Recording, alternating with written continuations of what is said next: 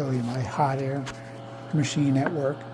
My fume extractor, rather, not the hot air. I'm just going to put a bunch of sloppy flux down and show you how well it works.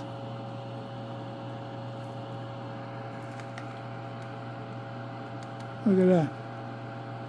And all this was under $100. I got this tube here from NanoFix's link for $20. I got this fan here for $26, and the adapter I think was